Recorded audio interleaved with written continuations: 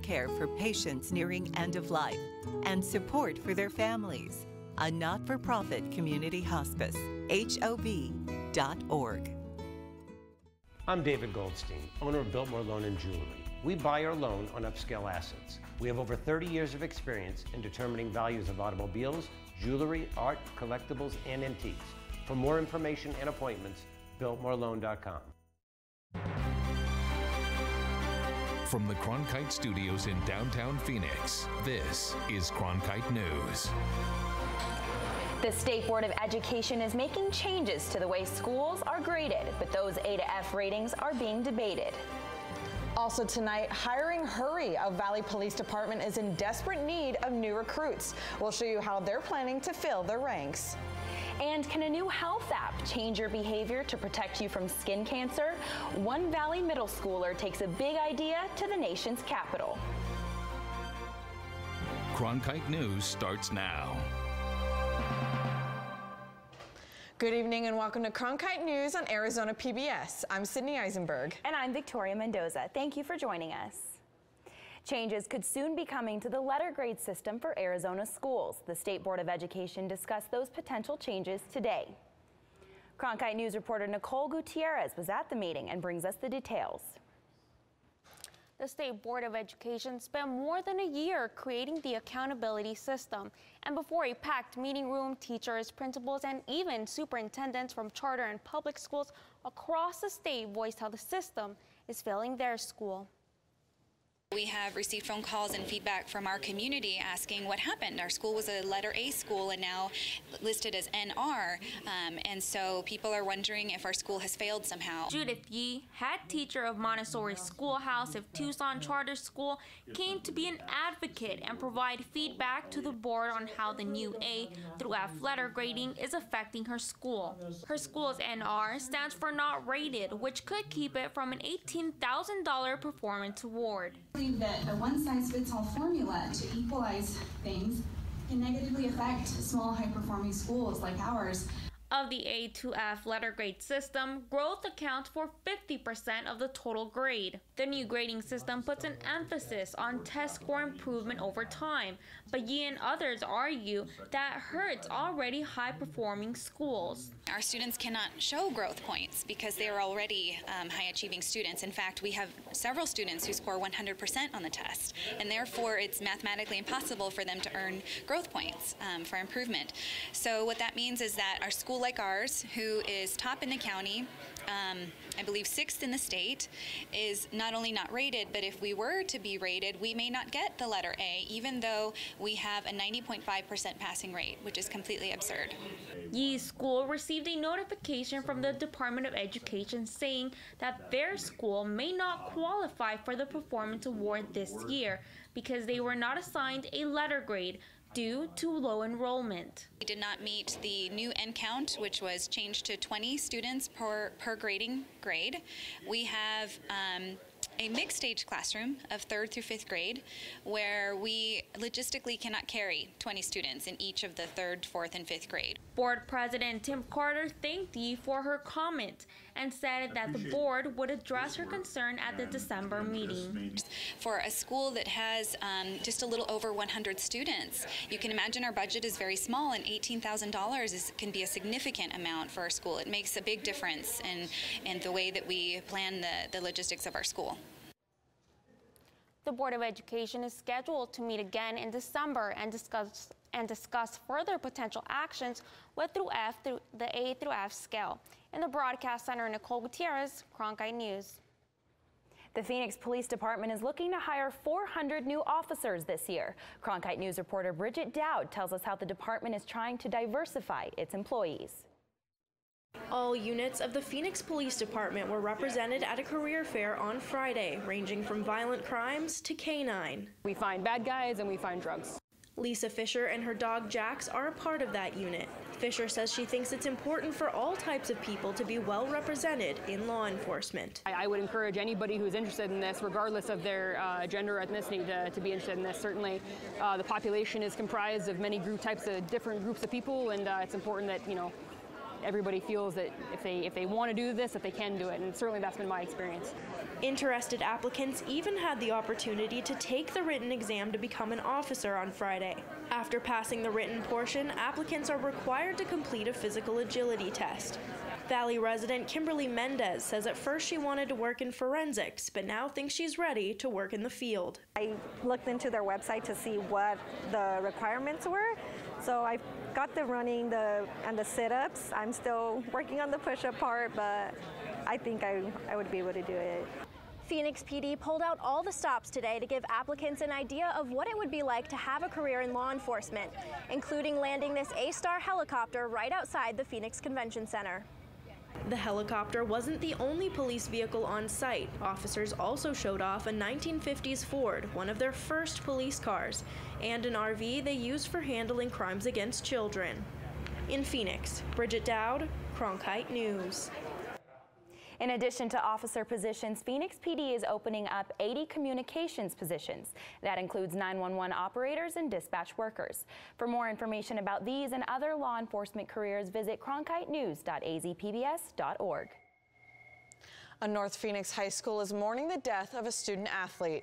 Moon Valley High School's Carlos Sanchez collapsed during a football game on Friday and later died in the hospital. Today, Cronkite News talked with the Arizona Interscholastic Association about what happened on the field. In athletics, there is some inherent risk, and unfortunately, again, things do happen. The thing that makes it a little easier, not that it makes it easy, but it was not a dirty hit. It was not head-to-head contact. There has been no official cause of death released. A vigil is scheduled outside of the school tomorrow evening at 7. The number of uninsured Americans is now at a 3-year high after falling for years, in large part due to the Affordable Care Act. 12.3% of American adults did not have insurance in the third quarter of 2017. That's according to the Gallup ShareCare Wellbeing Index. The share of uninsured Americans fell to a record low under Obamacare, according to Gallup. But starting this year, the number began rising. Still, the uninsured rate remains well below its peak of 18% from 2013. The open enrollment in the healthcare insurance marketplace period is coming up, and assisters are being trained to help people around Arizona find the insurance they qualify for. People can sign up from November 1st through December 15th, which is shorter than a normal three-month period, and leaders in the Arizona healthcare community want you to know they're here to help. Training is about making sure that we have the knowledge so that we can sit down with the family and give them the options that are available to them, and ultimately for them to make the best decision that meets their needs. Are stressing that it is crucial to enroll during this time frame if you're not currently enrolled in health care. The light rail expansion to downtown Glendale is dead. The Arizona Republic is reporting that the City Council has decided against moving forward with the route. The City Council cites cost as a primary factor in the decision, as well as the concern that not enough people will use the public transit system. This comes 16 years after Glendale voters approved a sales tax increase that was supposed to help pay for the new transportation option, with some hoping they'd extend it to the University of Phoenix Stadium. An iconic hangout made an abrupt closure in downtown Phoenix today. Cooperstown Bar and Restaurant, created by Alice Cooper, has shut down after 20 years at its location near First and Jackson Streets.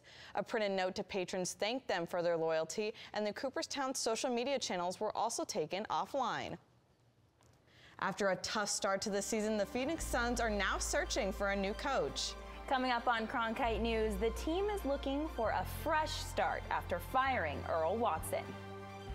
And it was a destination for music like Phoenix has never hosted before. Tonight we take a look at the impact of the Lost Lake Festival. When a story comes in the morning, we're out the door as fast as we can go. But it's also great to spend more time in communities and produce projects. From the borderlands to the cities, the reservations, and even the state capitol, we want to get to the heart of the matter. When the lights come on in the studio, we know our hard work is about to pay off. We love what we do here at Cronkite News. We're proud to tell the stories of our state. Now more than ever, it's important to have a trusted news source, and that's Cronkite News. I'm Judy Woodruff, anchor and managing editor of the PBS NewsHour. The journalists of tomorrow face a fast-changing media landscape, but quality news remains vitally important to our communities, our country, and our world. At ASU's Walter Cronkite School of Journalism and Mass Communication, students learn solid, reliable reporting, holding the powerful accountable, and rebuilding the public's trust. The Cronkite School and Arizona PBS, preparing the next generation for a stronger future of journalism. I'm Ted Simons, host and managing editor of Arizona Horizon. Join us each weekday at 5:30 and 10 as we bring you the top newsmakers who impact the state. We cover the stories in depth that shape and affect our local communities, and we take the time to ensure that all voices are equally heard. For more than 30 years, Arizona Horizon has been your voice and your source for what matters most, right here on Arizona PBS. The music is over, thousands of fans have cleared out, and now we wait to see if the Lost Lake Festival was a financial success for Phoenix as promised. Reporter Alex Valdez is tracking the latest in the Media Center. Alex? I went to the park to check out today's cleanup efforts. After the festival wrapped up last night, I also got the chance to speak with the neighbors about this big ticket event playing out in their own backyard. It was a weekend full of music, art, food, and games in Central Phoenix after the first edition of the Lost Lake Festival took over Still Indian School Park. The festival bringing over 50 musical acts during the 3-day event, but by Monday, the music had given way to the sounds of cleanup crews, getting the park back to normal. I would never know that there, I mean, obviously you can see like little signs, but I would never know there was such a giant festival here over the weekend. So it's pretty cool. I think they're doing a good job. The Lost Lake Festival brought thousands of fans to Central Phoenix over the weekend, but today crews are focused on the cleanup efforts while organizers start looking at the economic impact the festival brought to the city. Superfly, the company behind the festival, says they'll release official attendance numbers later this week. Phoenix resident Louder says she believes events like Lost Lake are a good thing for the city. Beneficial for everybody, just because I know it's like stimulating the economy and like having people from out of town come in. So I don't think it's been any negative. There haven't been any negative effects. Still Indian School Park is expected to reopen to the public this Thursday, but for now, pet owners can bring their furry friends to the temporary dog park that is open.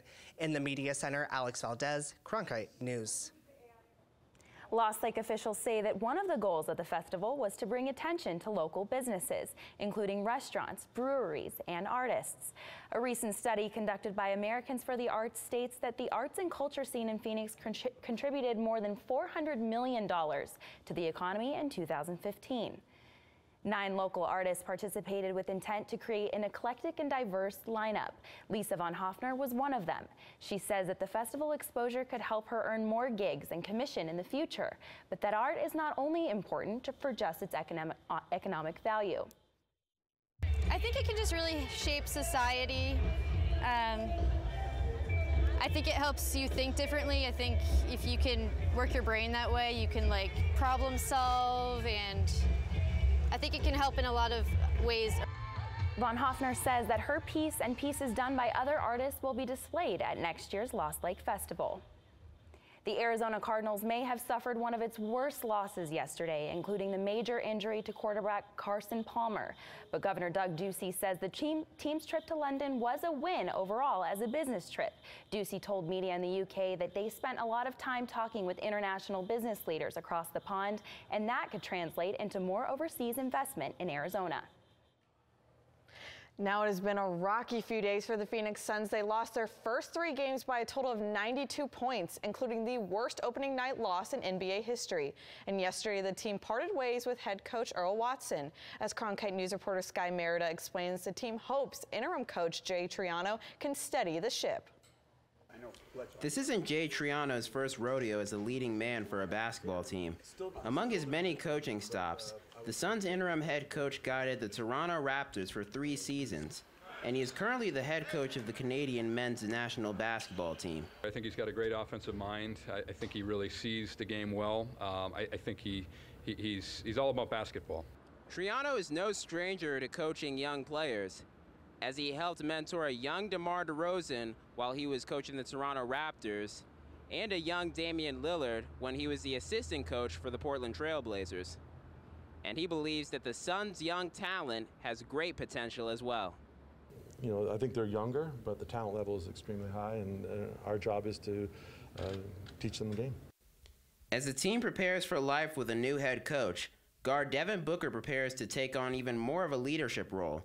He believes, along with his teammates who entered the season as the youngest roster in the NBA, need to improve collectively amidst all the changes within the organization. You know, I feel like we all have to step up. You know, it can't just be one guy that can fix all this. So as a young player on this team that's playing heavy minutes, you know, I have to lead vocally, and that's what I'm gonna try to do. Triano will make his debut as the Suns head coach tonight as the team takes on the Sacramento Kings at Talking Stick Resort Arena. In Phoenix, Sky Merida, Cronkite News. Keeping quality teachers in Arizona can be tough, but a new program is hoping to change that. Still ahead on Cronkite News, how the Arizona Teachers Academy is changing lives for its participants. It is 94 degrees in Phoenix right now, very sunny with a humidity of 8%.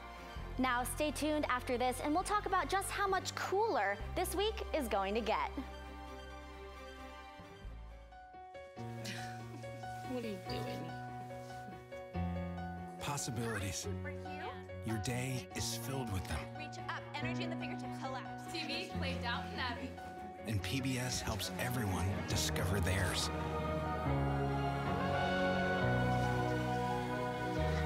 Anytime, anywhere. Up in the sky, you can see it. PBS, we're with you for life. This fall. I'm so excited! What? From the inspiring to the amazing. You're in the presence of history. The compelling. He said, welcome home. It was just a powerful moment. To the astounding. I promised myself I wouldn't cry. And from the breathtaking. This is real. A journey to Mars. To the electrifying. We're going to change the world. All this and more. All this fall. Oh my God! Fridays, it's at Cronkite News, your social sharing connection where you choose the news. Facebook likes and shares, tweets, retweets, and favorites. YouTube views and subscriptions. We're watching you watch us. From our digital home at cronkitenews.azpbs.org to your television, web browser, or mobile device. Find us on Facebook, Twitter, and YouTube. Then join us for at Cronkite News, our weekly refresh, each Friday at 5 on Arizona PBS. A new program forgives student loans for teachers willing to stay in Arizona. Reporter Madison Connor talked with one of the participants in the Arizona Teachers Academy to see how it's changing her life and the lives of her students. You five are my committee. The Arizona Teachers Academy is a program that is supposed to aid the teacher shortage here in Arizona by waiving tuition for teachers to stay in state after graduation. So I'm a single mother, and the tuition forgiveness is a big deal for me. You know, because even though I may qualify for some loan forgiveness with other kinds of federal programs, that's not always a guarantee. ATA says it does more than just waive tuition fees. Participants put in time and effort to learn new ways to be the best educators they can be. We have monthly site-based meetings where I'll come out to the west side or out to the east side and we all meet and then we revisit that work that they're working on. So we look at their data and then take that information and then help support in coming up with new strategies that they can use in the classroom. And these hands-on skills haven't gone unnoticed in the classroom. What I like about it is that she always makes like these activities with us and she makes things more interactive. Like today I liked what we did and it kind of gets everybody to participate and to talk and get to know each other better. Other than getting highly trained professionals back into classrooms, the program is designed to inspire teachers. I think it's really important for us to get students excited about teaching again, and I'm hoping to inspire them so that they can go out as leaders once they exit this program and really try to make a difference in education. Shimonik says she sees that passion in her colleagues. From my experience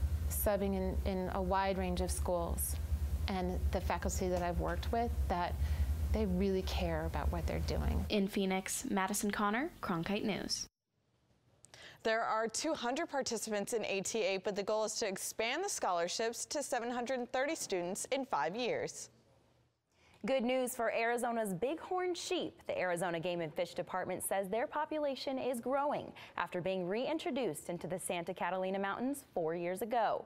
They estimate there are about 85 in all. Bighorn sheep were brought to the area for 3 consecutive years after their initial reintroduction in 2013. Desert bighorns disappeared from the Catalinas in the late 1990s, but now appear to be thriving in the area. Officials even say these sheep are not on the threatened species list. They estimate there are more than 5,500 throughout the state.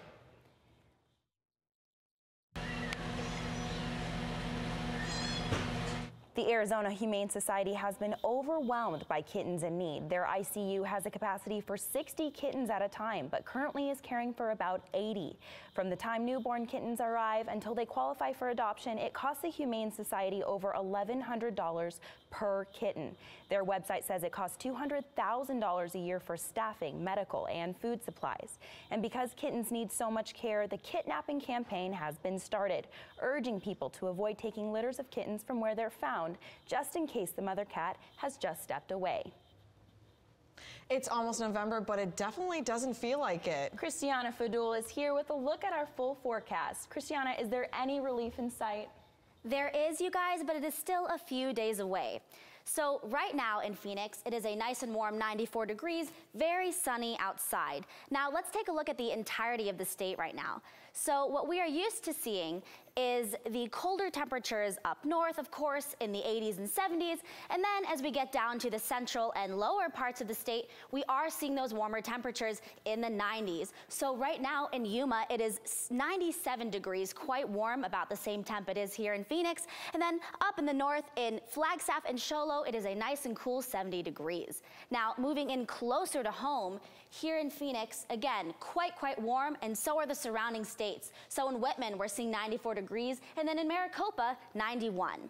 Now, let's talk about what it's gonna look like in a couple of hours. So we're gonna drop down to the high 70s or the low 80s with 78 in Sacaton and 76 in Maricopa. Now, moving into our 7-day forecast, we are actually finally going to drop a few degrees. So by Thursday, we're going to be at 92 degrees with a low of 65. And then moving all the way through to Sunday, we're going to see a nice 90 degrees and then 88 on Monday with a low of 62. For Cronkite Weather, I'm Christiana Fadul. Still ahead on Cronkite News, making a difference with technology. A Valley student is hoping to save lives with an app. He tells us why he created it and how it could help people here in Arizona. Hello from the children of planet Earth. Exploring, it's the lifeblood of the mission. Human beings are a curious bunch.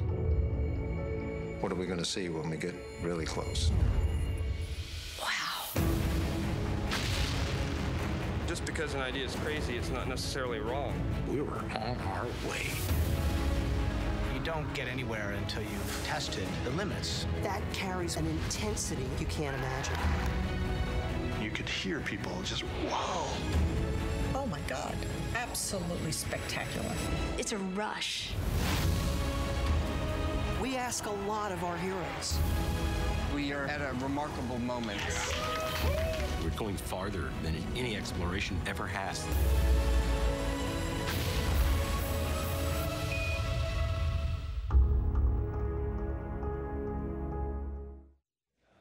Skin cancer is a problem in Arizona, and now it seems even young students are looking for solutions. Cronkite News reporter Trevor Fay went to the Broadcom Masters Science Fair to see how one Scottsdale student is changing how we think about skincare. Adjourn Morthy started out as just one of nearly 2,500 young scientists in the Broadcom Masters Science Competition. Now, he's among the 30 finalists. But for Morthy, this goes beyond competitions and prizes. His project, which aims to lower rates of melanoma, has personal elements as well. I had a PE teacher who also had melanoma, and he had to go through chemotherapy. So that was one of my major inspirations. And also, in Arizona, my mom has some friends who also had melanoma, so it's an impact that that is not good, and they had to go through some tough times to get over it. Morthy designed a phone app to give people twice daily reminders to wear sun protection. Although it may seem like common sense to some, Morthy's research found that as soon as the regular reminder stopped, people fell back into neglectful habits. Maya Ejmira of the Society for Science and the Public says programs like Broadcom Masters are vital for the success of young STEM students. The Broadcom Masters, again, is the most powerful talent pipeline in the country for middle school science students. These are the best of the best. And you know, it gives me great hope, you know, really talking to these young people. As one of those young people, Morthy has been quick to explain how his project works and how it could help the people of Arizona. Or it'll take a zip code, the user input whatever zip code they're in, and it'll give them the UV index, the amount of exposure for that particular day, the skin damage, the amount of time it'll take for them to start getting skin damage, and the precautions they should take to avoid that. Morthy says he hopes Arizonans will take his app into account when looking for ways to protect themselves from the sun. In Washington, Trevor Fay, Cronkite News. The winners of the Broadcom Masters competition will be announced in Washington, D.C. tomorrow. Cronkite News is proud to be the news division of Arizona PBS. Here's what's coming up on Arizona Horizon and PBS NewsHour. On the next Arizona Horizon, why fluorescent lights and computer screens could be damaging your eyesight and making it harder to sleep. And a local photographer works to chronicle all of Frank Lloyd Wright's designs. I'm Hari Srinivasan on the next NewsHour. On the home front, U.S. veterans injured in war and finally starting families with in vitro fertilization. That's Monday on the PBS NewsHour. That's it for Cronkite News tonight. Thank you for joining us. For top Arizona stories anytime, go to cronkitenews.azpbs.org.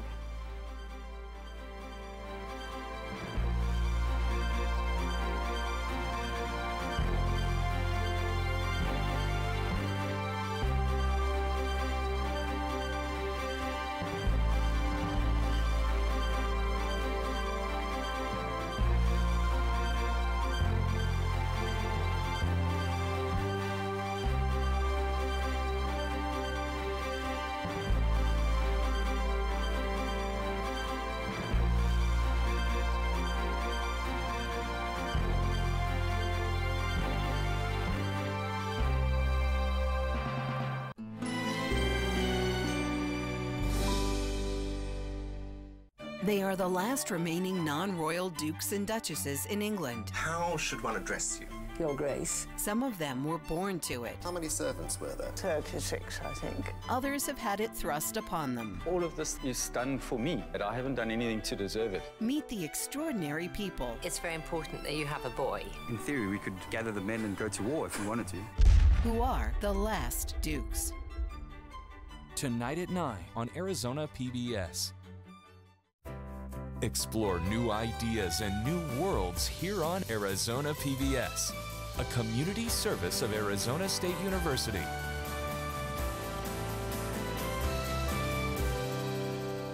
Arizona PBS programming is brought to you in part by the underwriting support of local businesses. Learn how you can support Arizona PBS and grow your own business by reaching viewers like you. Call 602-496-8664 or azpbs.org/underwriting.